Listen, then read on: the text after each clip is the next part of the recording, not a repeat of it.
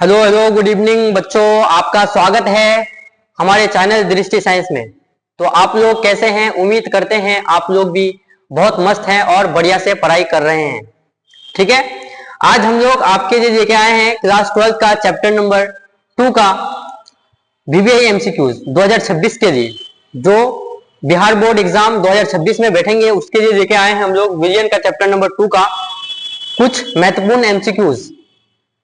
और ये MCQs 2026 में ये चैप्टर से जितने भी MCQs आएंगे इससे बाहर नहीं जाएंगे। ठीक है, अगर आप कुछ भी नहीं पढ़े चैप्टर में, आइए हम आपको समझाते हैं कि विलियन चैप्टर में कैसे कैसे MCQs पूछे जाते हैं।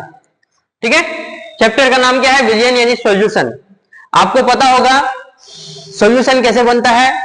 हम अगर पानी और चीनी मिलाएंगे तो क्या बनेगा? शरबत बनेगा। वो एक क्या है? सॉल्यूशन है, विलियन है। ठीक है, जो मतलब अधिक मात्रा में होता है, जिसका अवयव अधिक मात्रा में होता है उसको हम लोग विलायक बोलते हैं, और जो कम मात्रा में होता है उसको विलय बोलते हैं। अगर एग्जांपल में बोलूं, पानी और शरबत में पानी ज्यादा होता है और चीनी कम होता है तो उसको हम लोग क्या बोलते हैं? जो पानी है उसको विलायक बोलते हैं, और जो चीनी है उसको हम लोग विलय बोलते हैं। ठीक है, इतना याद रखिए। आइए हम लोग पढ़ते हैं MCQ का पहला क्वेश्चन।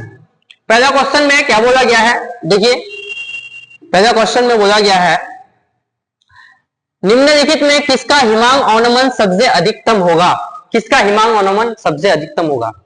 देखो, हिमांक अवनमन जो है ये क्या है? अनुसंख्यक गुणधर्म है। क्या है? अनुसंख्यक गुणधर्म है। और अनुसंख्यक गुणधर्म होते क्या है भाई? सिंपल बात है, आप एक विलियन है, विलियन में विलय की संख्या कितना डालते हैं वो क्या क्या दिखाता है? अनुसंख्यक गुणधर्म दिखाता है कि अनुसंख्यक गुणधर्म। अब किसका अनुसंख्यक गुणधर्म हिमांक अवनमन सबसे अधिक होगा? तो हम लोग एक विलियन है, मान लो हम लोग के पास क्या है? विलियन है। विलियन में हम लोग क्या डाल रहे हैं? विलय पदार्थ डाल रहे हैं। अगर विलय पदार्थ जितना ज्यादा टूटेगा उसी का अनुसंख्यक ज्यादा होगा। अगर ग्लूकोज बोले तो ग्लूकोज का सूत्र में दिया नहीं है, यूरिया भी नहीं होगा। देखिए अब क्या है? NaCl और K2SO4। अगर मैं यहां NaCl को डालता हूं, किसको? NaCl को, तो Na प्लस और Cl माइनस में टूटेगा। कितना बार में टूट रहा है? 2 बार में टूट रहा है। ठीक है, और एक है हम लोग K2SO4। अब अगर K2SO4 को डालूं तो K जो है पोटेशियम, ये 2 बार में टूटेगा, और SO4 ये कितने बार में टूटेगा भाई? SO4 टूटेगा हम लोग का 1 बार में। यानी K2SO4 कितना बार में टूट रहा है? 3 बार में टूट रहा है। जो ज्यादा बार में टूटेगा उसका हिमांक अवनमन अधिकतम होगा। ठीक है, तो ज्यादा बार में कौन टूट रहा है? K2SO4। इसका आंसर क्या हो जाएगा? ए हो जाएगा। क्या हो जाएगा? ए हो जाएगा। ठीक है, आते हैं दूसरे क्वेश्चन में। दूसरा क्वेश्चन क्या बोला गया है? मोललता का व्यक्त, यानी मोललता को व्यक्त किया जाता है। मोललता का मात्रक क्या है? सिंपल क्वेश्चन है, मोललता का मात्रक क्या है? ठीक है, मोललता का मात्रक जो होता है वो होता है मोल बटे kg, यानी मोल बटे किलोग्राम। अगर ये मोललता का है, किसका है? मोललता। अगर मोलरता का बात करें, मोलरता का होता है मोल बटे लीटर, मोल बटे लीटर। ठीक है, मोलरता को हम लोग कैपिटल M से क्या करते हैं? व्यक्त करते हैं, और मोलरता को स्मॉल m से। ठीक है, इतना याद रखिए। तो इसका क्या हो जाएगा? मोल लीटर किसका हो जाएगा? मोल लीटर हो जाएगा मोलरता का। मोल लीटर भी यहाँ क्या है? मोल किलोग्राम किसका हो जाएगा? मोलरता का मोल किलोग्राम हो जाएगा। ठीक है, आते हैं क्वेश्चन नंबर 3 में। क्वेश्चन नंबर 3 क्या बोला गया है? बढ़िया से क्वेश्चन पढ़िए। NaCl का 0.1 मोल। ठीक है, जलीय विलयन में प्रासरण दाब ग्लूकोज के जलीय घोल का प्रासरण दाब का कितना गुना होगा? यानी यहाँ क्या है? NaCl कितना है? 1 मोल है NaCl, और ग्लूकोज यानी C6H12O6 ये भी कितना है? 0.1 मोल है। ठीक है, अब ये हम लोग विलयन है। ठीक है, अगर हम लोग ग्लूकोज को डालेंगे तो कितने बार में टूटेगा? 1 बार में टूटेगा। और वही NaCl को हम लोग डालते हैं Na प्लस Cl माइनस, यानी 2 बार में टूट रहा है, Cl माइनस। ठीक है, 2 बार में टूट रहा है, लेकिन इसका मात्रा कितना सेम डाल रहे हैं ना, 0.1 मोल, और इसका भी 0.1 मोल। यानी जो ज्यादा बार में टूटेगा, कि देखो यहाँ 0.1 मोल, यानी NaCl ग्लूकोज से कितना गुना है? NaCl ग्लूकोज से 2 गुना है ना, तो आंसर क्या हो जाएगा? सी हो जाएगा, यानी 2 गुना होगा। ठीक है, आते हैं क्वेश्चन नंबर 4 में। क्वेश्चन नंबर 4 क्या बोला गया है? जलीय विलयन में किस क्षारीय धातु का सबसे अधिकतम अवकारक शक्ति होता है? यानी कौन सा धातु है जिसका अवकारक शक्ति सबसे ज्यादा होता है? अगर हम लोग देखें, एक श्रेणी होता है जिसको हम लोग बोलते हैं वैद्युत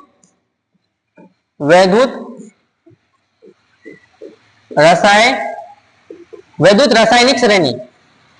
वैद्युत रासायनिक श्रेणी में जो तत्व सबसे ऊपर होता है, उसका अवकारक क्या होता है? अवकारक। ठीक है, उसका अवकारक क्या होता है? सबसे ज्यादा होता है। इसमें सबसे ऊपर कौन होता है? लिथियम होता है। कौन होता है? Li होता है। तो इसका अवकारक क्या होता है? सबसे ज्यादा होता है। ठीक है, आते हैं क्वेश्चन नंबर 5 में।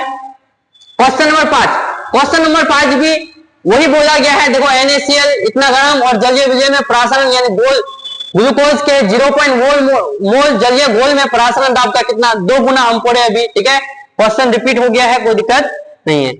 आते हैं, वही फिर एक क्वेश्चन और रिपीट हुआ है। ठीक है, यही यहाँ पे ही 2 क्वेश्चन रिपीट हुआ है, गलती हुआ है। मतलब जिसको हम लोग काम करने देते हैं वो मन से काम नहीं करता है। ठीक है ना, इतना सिंपल है। जिसको काम करने देते हैं वो मन से काम नहीं करता है। देखिए, जलीय विलयन में किस धातु का क्षारीय धातु सबसे अवकारक, मतलब वैद्युत रासायनिक श्रेणी में सबसे ज्यादा जो ऊपर होगा उसका अवकारक क्षमता ज्यादा होगा, यानी ऑप्शन नंबर ए बोले अभी। ठीक है, अब देखिए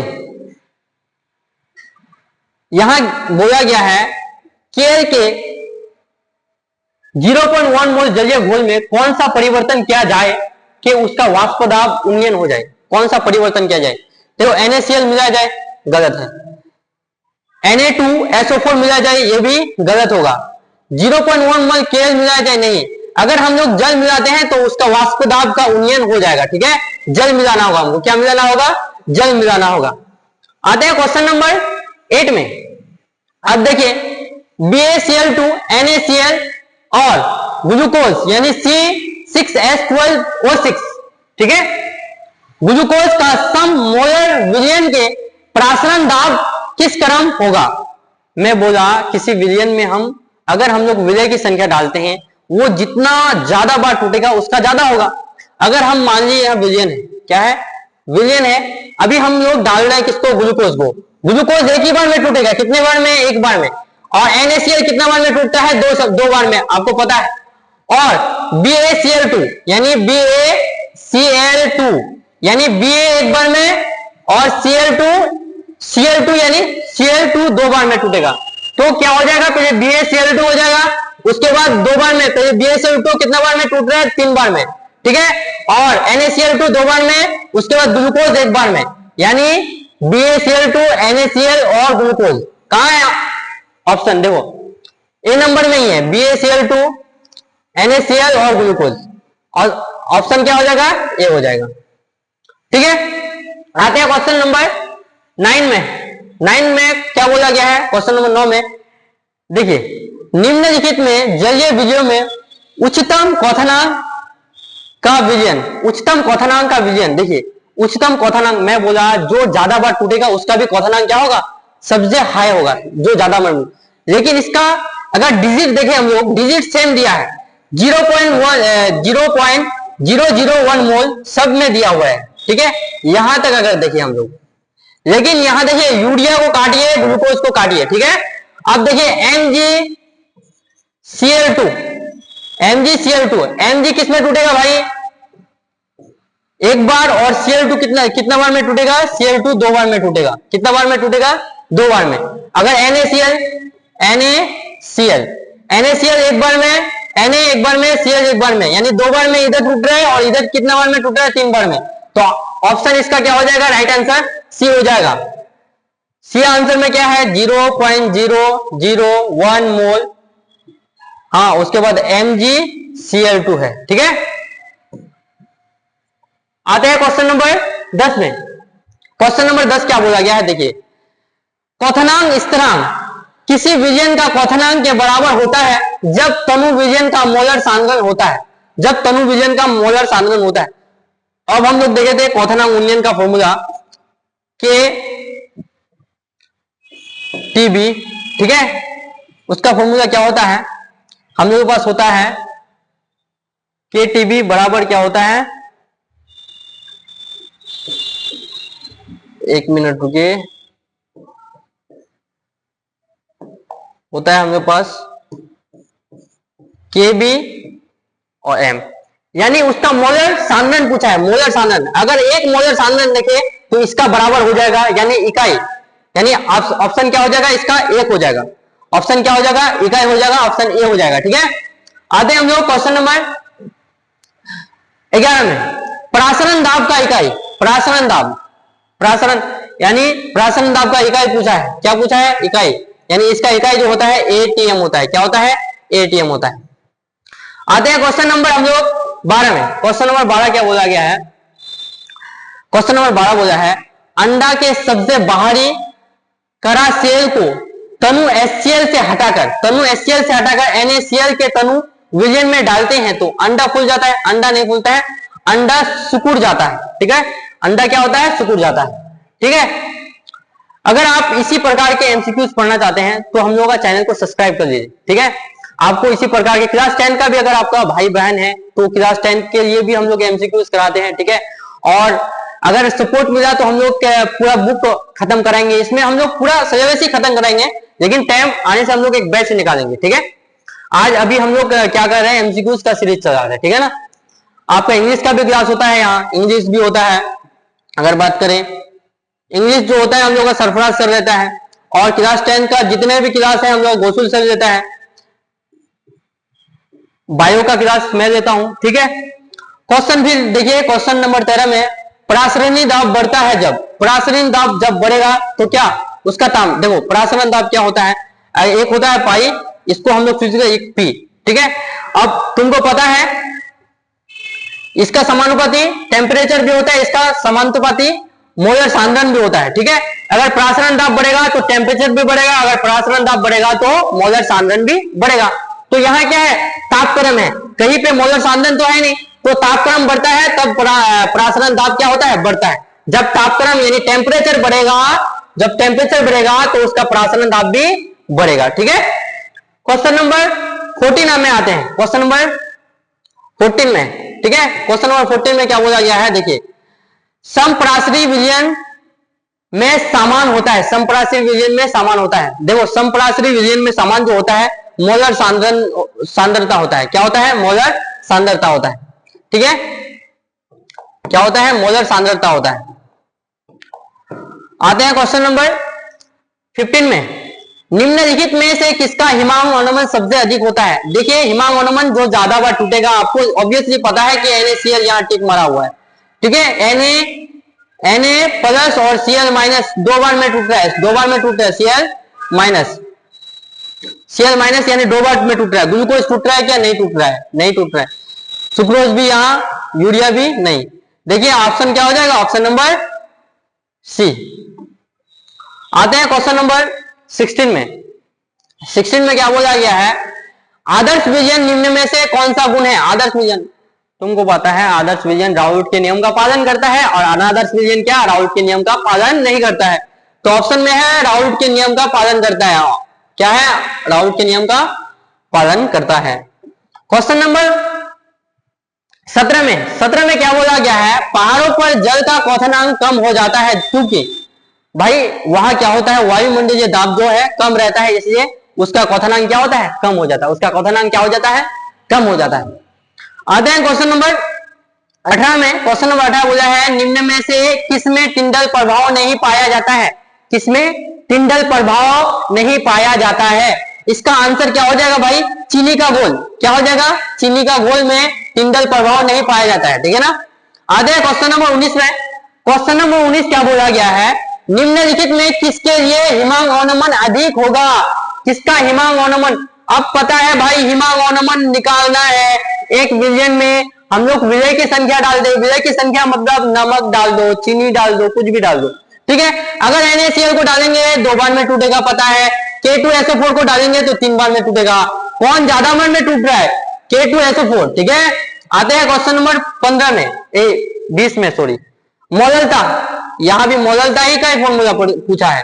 मोल तक प्रदर्शित करते हैं, मोल बटे केजी, मोल बटे केजी, और मोलरता को मोल बटे लीटर।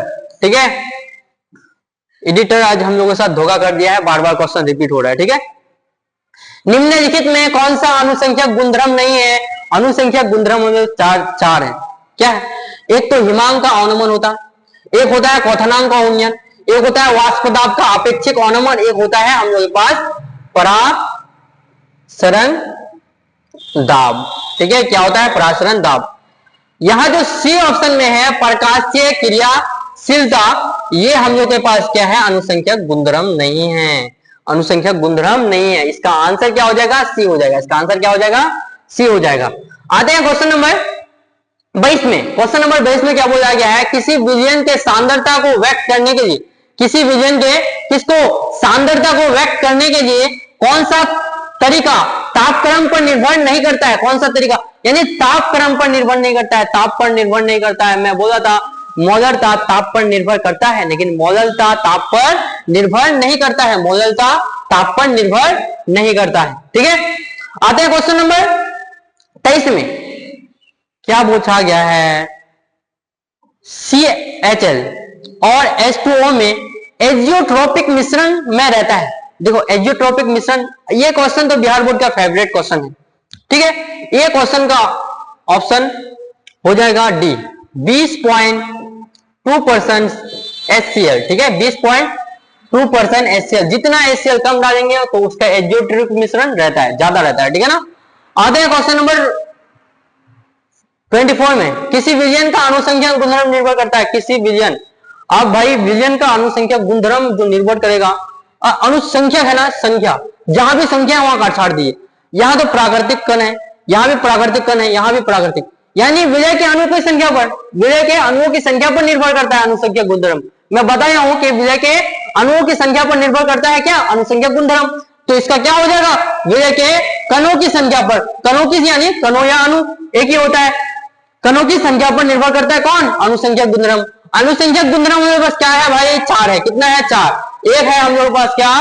क्वथनांक का उन्नयन, एक है हिमांक का अवनमन, एक है वाष्प दाब का अपेक्षिक अवनमन, और एक है हम लोग के पास परासरण दाब। ठीक है, आते हैं हम लोग क्वेश्चन नंबर 25 में। 25 में क्वेश्चन में क्या बोला गया है? अनुसंख्यक गुणधर्म है, अनुसंख्यक गुणधर्म। मैं बोला अनुसंख्यक गुणधर्म, ये जो अनुसंख्यक किस पर निर्भर करता है? विजय के कणों की संख्या पर निर्भर करता है, सिंपल बात है। और ये हमारे पास कितना होता है? 4 है। कितना होता है? 4 है। एक तो होता है क्वथनांक का उन्नयन, एक है वाष्प दाब का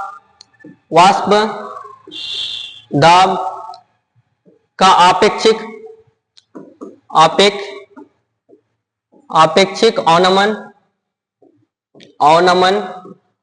और एक है हमारे पास परासरण दाब, और एक है हमारे पास हिमांक में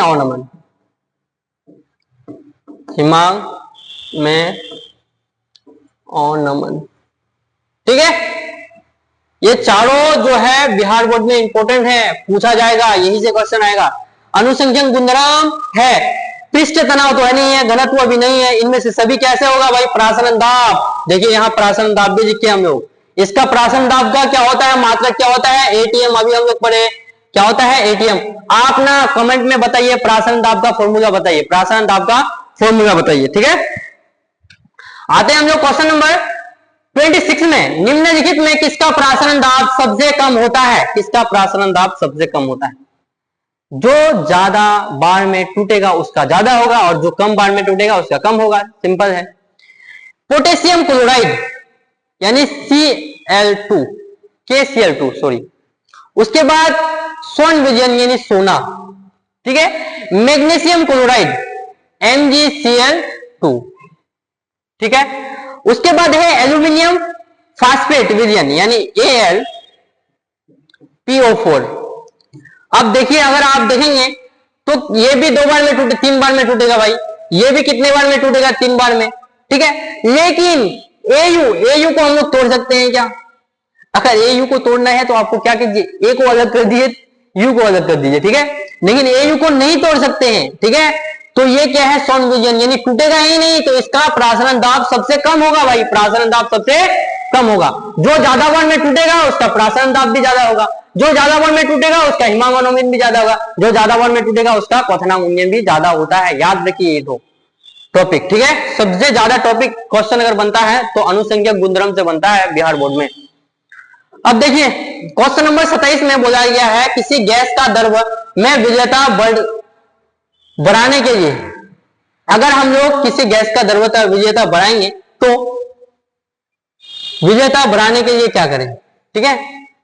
दाब कम करना होगा, उसके बाद ऑप्शन है दाब अधिक करना होगा, ताप अधिक करना होगा, या उपरोक्त में से सभी। गैस का द्रव्य का विजेता बढ़ाना, अगर आपको इसका क्वेश्चन पता है, आंसर पता है तो आप बताइए, ठीक है। इसका आंसर बहुत आसान है ये क्वेश्चन, ठीक है, और लॉजिक वाला क्वेश्चन है, दिमाग लगाइए ना, बन जाएगा, ठीक है। आते हैं हम लोग 28 में। 28 में बोला गया है हम लोग निम्न में से कौन सा राउट के नियम का धनात्मक विचलन, धनात्मक विचलन जहां OS देखोगे ना वहां धनात्मक विचलन होगा। यहां देखो ये भी नहीं होगा, ये भी नहीं होगा, ये तो ऋणात्मक विचलन हो जाएगा, ऋणात्मक, ये हम लोग के पास क्या हो जाएगा, धनात्मक विचलन, ठीक है। आते हैं हम लोग क्वेश्चन नंबर 29 में। यदि मोल प्रभाज यानी x1 कितना दिया हुआ है 0.5, तो x का मान क्या होगा, x का मान, अब तुमको पता है मोल प्रभाज का फॉर्मूला, अगर मैं बोलूं XA प्लस XB का मोल प्रभाज क्या होता है, 1 होता है। कितना होता है, 1 होता है। अब तुमको पता है कि XA का मान, x1 का मान कितना दिया हुआ है, XA ही मान लिया, वहां XA मान लीजिए, यहाँ XB मान लीजिए, ठीक है। XA का मान कितना दिया हुआ भाई 0.5 मोल, और XB का मान दिया हुआ नहीं है, तो क्या हो जाएगा, अगर हम लोग XB निकालेंगे तो क्या हो जाएगा 1 माइनस 0.5 मोल, और क्या हो जाएगा 0.5 ही आंसर आएगा। कितना आएगा 0.5 मोल प्रभाज, ठीक है। आते हैं क्वेश्चन नंबर हम लोग, राउट के नियम लागू होता है, राउट का नियम लागू होता है। राउट का नियम कौन लागू करता है, आयनिक विजयनों पर नहीं भाई, विजयों पर नहीं, इलेक्ट्रोलाइटिक विजयों पर नहीं भाई, अम्लीय विजयों पर नहीं। मैं बोला था राउट का नियम सभी परिस्थितियों में क्या करेगा, आदर्श विजन का लागू करता है, ठीक है ना। आते हैं क्वेश्चन नंबर 32 में। हाँ, वाष्प दाब पर राउट के नियम के अनुसार कौन सा फॉर्मूला ठीक होगा, ये भी बताइए आप, कौन सा फॉर्मूला ठीक होगा, जितने भी फॉर्मूले हैं, ठीक है। अगर फॉर्मूला से आपको दिक्कत लग रहा है तो आप कमेंट कीजिए, आपको ये मैं पूरा ये चैप्टर से जितने भी फॉर्मूला है सब लेके आऊंगा एक पेज में, ठीक है। ठीक है, इसका आंसर बताइए, 32 नंबर का आंसर कमेंट में होना चाहिए, 32 नंबर का आंसर कमेंट में होना चाहिए, ठीक है। उसके बाद आदर्श विजयन में वाष्प दाब, आदर्श विजयन जो है उसका वाष्प दाब केवल विलायक पर निर्भर करता है, गलत है, केवल विलय के निर्भर करता है, विलय और विलायक के दोनों मूल अंश पर निर्भर करता है। किस पर, विलय और विलायक के दोनों मूल अंश पर निर्भर करता है, ठीक है। आते हैं क्वेश्चन नंबर 34 में। क्वेश्चन नंबर 34 में क्या है, हिमांक अनुमान किस पर निर्भर करता है, हिमांक अनुमान, मैं बोला था जितना विलय की संख्या होगा उतना हिमांक अनुमान अधिकतम होगा, जितना बार में टूटेगा, यानी विलय की संख्या पर निर्भर करता है। हिमांक अनुमान किस पर निर्भर करता है, तो विलय के प्राकृतिक पर नहीं भाई, विलायक के प्राकृतिक पर नहीं भाई, विलय के अणुओं की संख्या पर निर्भर करता है कौन, हिमांक अनुमान। ये कितना होता है, हिमांक अनुमान का फॉर्मूला बताइए, ठीक है, इसका भी फॉर्मूला होता है, इसका भी फॉर्मूला बताइए हिमांक अनुमान का, ठीक है। आधा है क्वेश्चन नंबर 35 में, विलय का मूल अंश कितना हो सकता है, विलय का मूल अंश जो है 0.0 से 1 के बीच हो सकता है, कितना से, 0 से 1 के बीच हो सकता है। किसका, विलय का मूल अंश, विलय का मूल अंश कितना हो सकता है, 0 से 1 के बीच हो सकता है। क्वेश्चन नंबर 36 में, किसी आदर्श विजयन में अवशोषण उष्मा एंथैल्पी ऑफ मैक्सिमम होता है, क्या होता है आदर्श विजयन में, क्या धनात्मक होता है, क्या ऋणात्मक होता है, या शून्य होता है, या अनंत होता है। इसका जो हो जाएगा आंसर हो जाएगा, क्या हो जाएगा, सी हो जाएगा, शून्य होगा। कितना होगा, सी होगा। आते हैं ऑप्शन नंबर, क्वेश्चन नंबर, ये हम लोग का लास्ट था, ठीक है। आदर्श विजयन, अनादर्श विजयन, इसमें अंतर देख लीजिएगा। ये आदर्श विजयन, आदर्श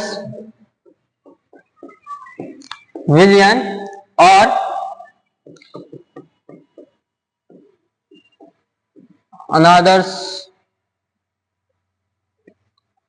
अनादर्श विजयन में अंतर देख लीजिएगा। ठीक है, सब समझ में आ जाएगा। ये चैप्टर नंबर हम लोग का, अगर एनसीईआरटी पुराना, अगर हम लोग को तो भाई सिलेबस में कोई चेंजिंग हुआ नहीं, सिलेबस में चेंजिंग नहीं हुआ है, तो हम लोग को चलना है किसके according, chapter number old NCERT के अकॉर्डिंग चलना है। किसके अकॉर्डिंग, ओल्ड एनसीईआरटी के अकॉर्डिंग। और इसमें जो चैप्टर नंबर है ये 2 है, और नए एनसीईआरटी में चैप्टर नंबर 1 है, ये भी ध्यान रखिएगा आप। ठीक है, ये हम लोग को पुराना एनसीईआरटी में जितने भी चैप्टर हैं उसको क्लोज करना है, उसको खत्म करना है, सभी चैप्टर को खत्म करना है। ये नहीं कि हम लोग नया एनसीईआरटी पढ़ के बैठे रहे, हमको पता ही नहीं कि पुराना एनसीईआरटी भी है। तो हम लोग को पुराना एनसीईआरटी के अकॉर्डिंग चलना है। और अगर आप पुराना एनसीईआरटी के अकॉर्डिंग चलते हैं तो आपको क्या है कि जितने भी क्वेश्चन आएगा तो आप आराम से टिक लगा के आइएगा। अगर नया एनसीईआरटी खत्म करके आप बोलेगा अरे मेरा सिलेबस खत्म हो गया, लेकिन आपका सिलेबस खत्म नहीं हुआ, क्योंकि पुराना एनसीईआरटी का चैप्टर भी यानी लगभग 2 से 3 चैप्टर तो क्लोज किया होगा। ठीक है, आप देखिए बायोलॉजी में भी वही ओल्ड एनसीईआरटी फॉलो कीजिए, फिजिक्स में भी और केमिस्ट्री में भी। और ये टाइम में हम लोगों का टाइम नहीं है, टाइम हम लोगों को सिर्फ 8 मंथ है। कितना है, 8 मंथ है, और ये 8 मंथ में हम लोग को 5 सब्जेक्ट खत्म करना है। याद रखिए 8 मंथ है, हमको जहां तक पता है अभी तक आप लोग कुछ नहीं पढ़े होंगे। ठीक है, 8 मंथ है, आप लोग क्या कीजिए, पढ़िए। 8 मंथ में आप क्या कीजिए, अगर आपको चाहिए ये 8 मंथ का मैं रोड मैप लेके आऊंगा। ठीक है, रोड मैप, जिसमें से रोड मैप जिसमें आपको पढ़ने का सारे ट्रिक बताया जाएगा, कैसे पढ़ना है आपको, कितना घंटा आपको ऑनलाइन पढ़ना है, कितना घंटा ऑफलाइन पढ़ना है। हम लोग ऑफलाइन पढ़े तो ऑफलाइन पढ़ने के साथ ऑनलाइन को कैसे मैनेज करें। अगर हम लोग सिर्फ ऑनलाइन से पढ़ना चाहते हैं तो हम लोग का ऐसा क्या करें कि हम लोग का 80% मार्क्स आ जाए। ठीक है, अगर आप ऑफलाइन पढ़ रहे हैं, अगर आप ऑनलाइन में भी क्लास कर रहे हैं, ये गलत है। लेकिन आप ऑनलाइन ऑफलाइन पढ़ रहे हैं, लेकिन ऑनलाइन में क्या कर रहे हैं, आप एमसीक्यू सॉल्व कर रहे हैं, तो ये ठीक है आपके लिए। ठीक है, आज के लिए इतना ही, मिलते हैं नेक्स्ट वीडियो में। अगर आपको जिस चीज का नेक्स्ट वीडियो चाहिए आप कमेंट कर दीजिए। मिलते हैं नेक्स्ट वीडियो में, धन्यवाद।